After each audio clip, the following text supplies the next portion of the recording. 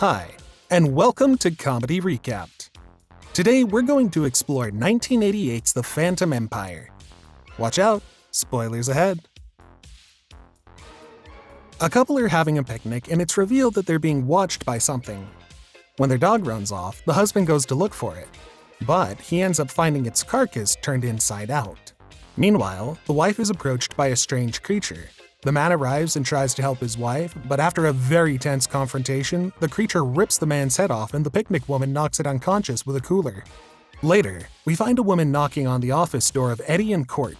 She introduces herself as Dania Chambers. Dania explains that the creature from the cave had valuable gems on it when the picnic woman knocked it out, and she believes that there are even more valuable things and creatures deeper in the cave systems. Dania proposes an expedition to find a lost city that she believes that creature came from, and Court sets out his terms for a job of this magnitude. After patiently listening to what he demands, Dania then decides to give Court her counteroffer, and he has no choice but to accept the new terms. Court mentions that he has an associate that he needs to meet to get a rare map of the area that they're going to be exploring, and Dania says her goodbyes. That evening, the three of them go to pay a visit to Bill, and Bill and Court catch up a little bit. After introductions are made, Bill asks what they could possibly need, and Court mentions that he needs Bill's help for the search of the lost city. Bill doesn't seem too happy about hearing this, but he pulls it together and gets a celebration together for them. When Dania asks a little bit about his history, Bill mentions that he was part of the original party that tried to find the city.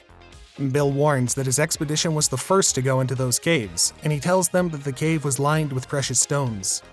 He makes sure that they know that the stones did not come without a price. He tells them that everyone in the party died except for him, and he refuses to give them the map.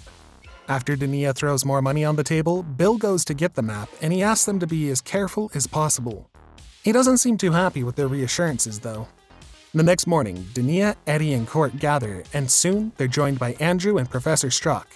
Just when everyone thinks they're ready to go, Eddie mentions that they still have to meet Pedro. Court heads to the trunk, and Pedro pops out to watch their vehicles. Finally, our crew sets out for the caves. As they get closer to the caves, Eddie starts to question whether babysitting the other three throughout this journey is worth the trouble. But Court tries to explain that it will be absolutely worth the money in the end. Andrew and Dania end up discussing what her father was like, and she explains that she's really just here to find a little bit of her own happiness, like her father did on his expeditions. Finally, they come to the cave. As they delve further into the cave system, Dania notices that Eddie is dropping pieces of cloth, and they explain that it's their version of breadcrumbs. Meanwhile, the professor finds strange markings on the wall, but before he can call them out to anyone else, he goes to join them as they keep walking in. Within seconds, they hear the sound of the creatures calling to each other. They chalk it up to being the sound of the wind, and they push further in the direction of the noises. After taking a few more steps, Court decides that this is as good a spot as any to tuck in for the night. As everyone pops a squat on the dirt, Dania pulls out a whole blanket and perfume in hopes that she doesn't get too cold. The professor heads out to investigate the surrounding cave walls, and he discovers that primitives have drawn depictions of violence all over the walls. He believes that they're getting closer to the main center for the creatures. Almost like clockwork, we then shift focus to a woman running through the cave system to get away from one of the creatures that's sounding a horn for the others to gather. The woman comes speeding around the corner and runs into the professor. He grabs her and tries to calm her down, but she just wants to get far away from the creatures.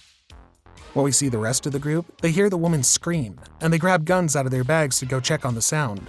When they catch up to the professor and the girl, they suddenly see the professor, a regular Ike Turner, smacking this poor girl around.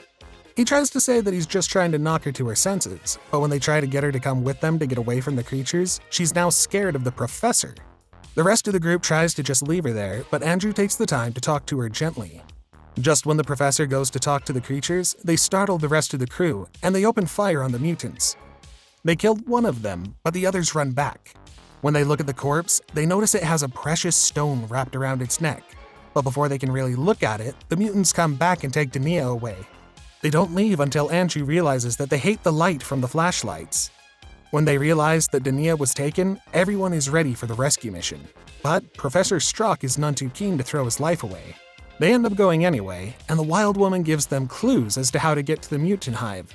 The mutants carry Dania off to their campy home, where she finds corpses hanging from the ceiling of the cave. As the crew gets closer, they notice that the rocks are giving off a glow, but they pay it no more attention than that.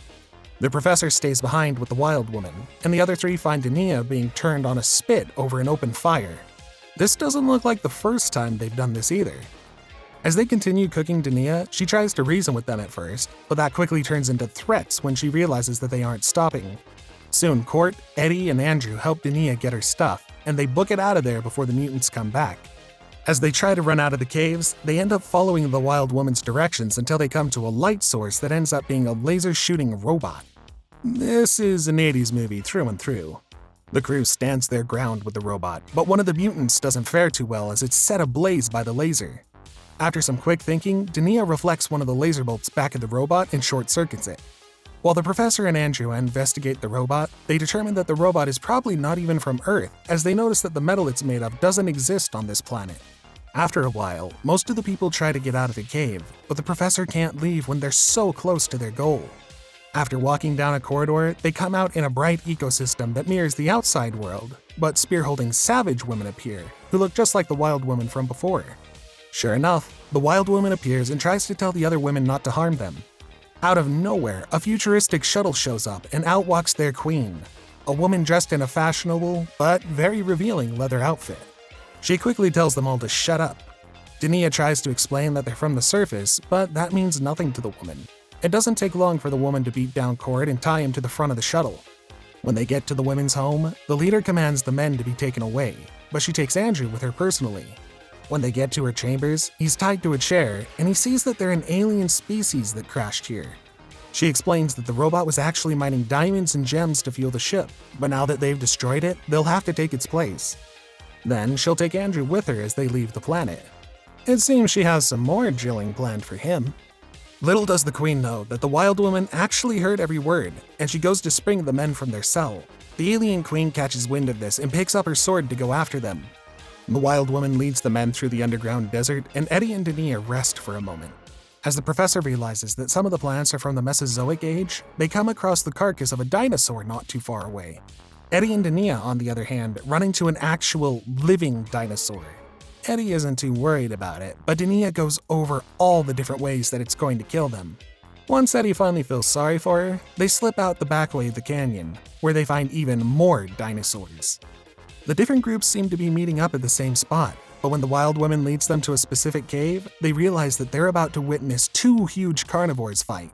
After one dinosaur kills the other one, it takes it away to eat in the privacy of its own cave, and our heroes run away from the alien queen that's coming up behind them.